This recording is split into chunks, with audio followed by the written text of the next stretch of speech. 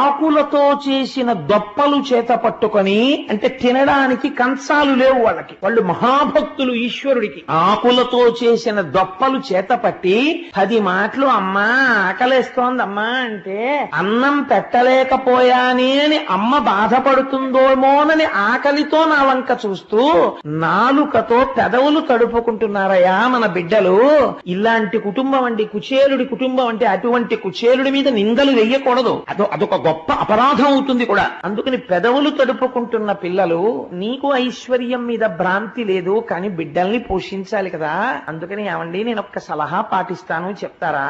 మీ సఖుడు మీతో కలిసి చదువుకున్నవాడు ఉన్నాడు కదా, ఒక మహానుభావుడు, ఆయన పేరు శ్రీకృష్ణుడు కదా.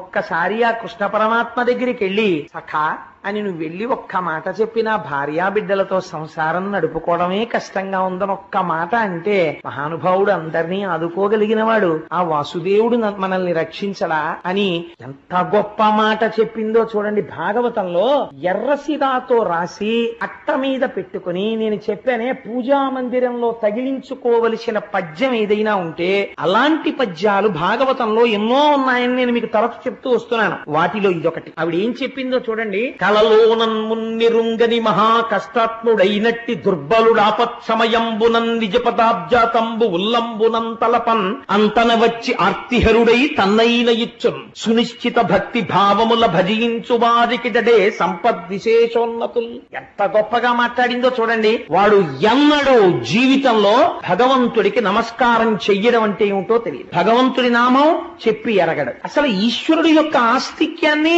అంగీకరించిన వాడు కాడు. నా అంతటి వాణ్ణి నేను అని తినడము తిరగడము తప్ప వేరొక మర్యాద తెలియని వాడు. అటువంటి వాడికి ఆపదొచ్చింది జీవితంలో. ఆపదొస్తే వాడు కలలో కూడా ఎప్పుడు ఈశ్వర అన్న మాట ఎరగని వాడు, ఆ ఆపద వస్తే అప్పుడు గుర్తొచ్చాడు వాడికి భగవంతుడు. గుర్తొచ్చి ఆర్తితో ఈశ్వరా అన్నాడు. ఈశ్వరా అంటేట కృతజ్ఞుడా, ఇన్నాళ్ళు నేను నీకు జ్ఞాపకం రాలేదా, కష్టం వస్తే నేను గుర్తొచ్చానా అని అడగదట.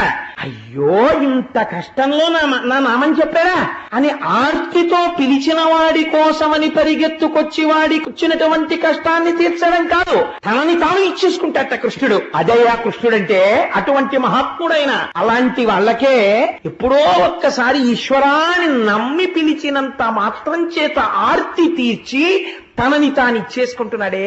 ఇవ్వలేదండి. ఇచ్చిన సంఘటనలు మీకు చూపిస్తాను. ఏమి తెలుసని వెళ్ళాడు. కాంచీపురం పక్కన ఉన్నటువంటి ఒక కుగ్రామంలో తోళ్లు కోసి చెప్పులు కుట్టుకునేటటువంటి ఆయన ఉన్నాడు. ఈ మధ్యనే వెంకటాచలంలో జరిగిన ఒక యథార్థాన్ని మీకు విజ్ఞాపన చేస్తున్నాను. ఆయన కొత్త చెప్పులు కుట్టి